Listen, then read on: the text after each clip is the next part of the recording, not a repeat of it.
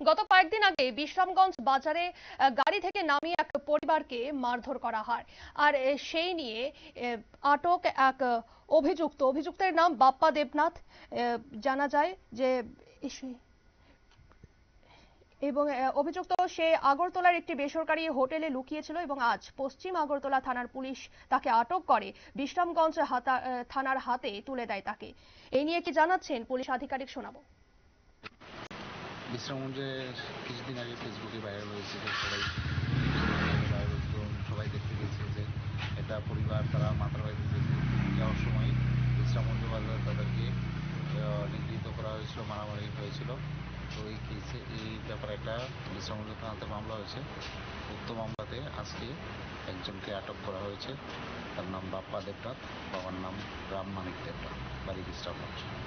এর সাথে কি আর কেউ রয়েছে? আছে অন্যান্যরা এখনো পলাতক আছে, আমরা তল্লাশি করতেছি। কালকে তো আদালত খোলা গেল, কালকে আপনারা শুনলেন পুলিশ আধিকারিকের বক্তব্য। এই মামলায় আরো বেশ কয়েকজন জড়িত রয়েছে বলে জানালেন, তাদেরকে পুলিশ ধরার চেষ্টা করছে। নিয়ে নিচ্ছে ছোট্ট একটি বিজ্ঞাপন বিরতি, সঙ্গে থাকুন।